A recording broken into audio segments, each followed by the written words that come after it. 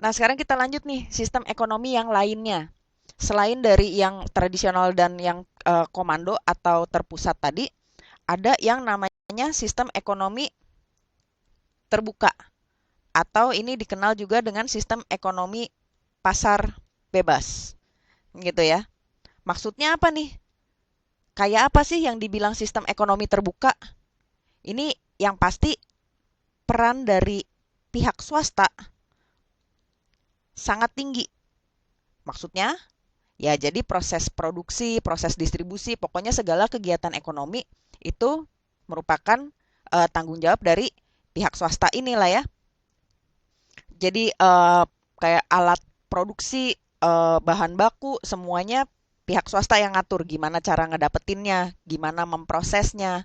Terus kalau udah jadi barang atau jasa, gimana juga cara mendistribusikannya sampai bisa dikonsumsi oleh masyarakat umum. Kayak gitu ya. Nah, dalam sistem ekonomi terbuka ini, akhirnya kita menemukan apa nih? Kita menemukan persaingan ya, persaingan yang ketat. Karena masing-masing produsen pasti mau barangnya dibeli. Mau barang dia yang dibeli. Atau jasa dia yang dipakai oleh masyarakat umum. Gimana caranya? Ya dengan persaingan inilah. Mungkin dengan menentukan kualitas yang sangat tinggi, dengan harga yang terjangkau. Terus ya jadi proses produksi dan distribusinya pun harus seefektif dan seefisien mungkin gitu kan ya. Supaya harganya bisa nggak terlalu tinggi. Tapi masih mendapatkan keuntungan gitu. Nah ini semua nih dilakukan oleh pihak swasta. Pihak pemerintah nggak ngapa-ngapain sama sekali. Ya, ada juga peran dari pihak pemerintah, tapi tidak terlalu banyak. Kebanyakan peran dari pihak pemerintah hanya sebagai apa nih? Pemerintah hanya sebagai pembuat aturan ya, pembuat aturan atau kebijakan gitu kan. Nah, ini diterapkan oleh negara apa nih contohnya nih? Di dunia nih sistem ekonomi terbuka, kita bisa lihat contoh yang paling gampang adalah Amerika Serikat. Negara ini menerapkan sistem ekonomi terbuka atau pasar bebas.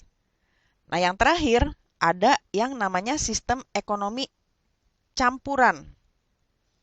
Nah, kalau dibilang campuran nih, ini campuran antara apa sama apa sih? Ya pastinya campuran antara sistem ekonomi terpusat atau komando tadi dengan sistem ekonomi terbuka ya atau pasar bebas. Maksudnya gimana nih? Jadinya peran dari pemerintah, pihak pemerintah dan pihak swasta dalam kegiatan ekonomi ya, dan pihak swasta dalam kegiatan ekonomi ini bisa dibilang seimbang. Sama-sama punya peran dalam memproduksi dan mendistribusikan barang dan jasa yang diperlukan oleh negara tersebut, gitu ya. Di sini ada persaingan nggak? Ada juga. Persaingan ada, tapi juga masih persaingan ini tidak terlalu ketat, tidak seketat di sistem ekonomi yang terbuka gitu ya. Karena ada campur tangan dari pihak pemerintah. Biasanya nih, pihak pemerintah ini menguasai sektor-sektor yang em, menyangkut kebutuhan orang banyak gitu. Ini negara mana nih kira-kira yang menerapkan sistem ekonomi campuran? Zaman sekarang sih bisa dibilang seluruh dunia ya. Semua negara di seluruh dunia menerapkan sistem ekonomi campuran, termasuk juga Indonesia. Coba deh kalau lo perhatiin di Indonesia, badan-badan usaha yang milik pemerintah sama yang milik swasta bisa dibilang kurang lebih sama ya. Cuma kalau lo inget-inget lagi nih, eh, ada yang lo pernah dengar nggak Undang-Undang Dasar 45 yang pasal 33. Kalau lupa dibuka lagi ya Undang-Undang Dasar 45-nya. Inilah perekonomian Indonesia ini merupakan landasan dari sistem perekonomian Indonesia nih. Ya intinya ciri-ciri yang kita temukan dalam eh, di dalam sistem ekonomi campuran.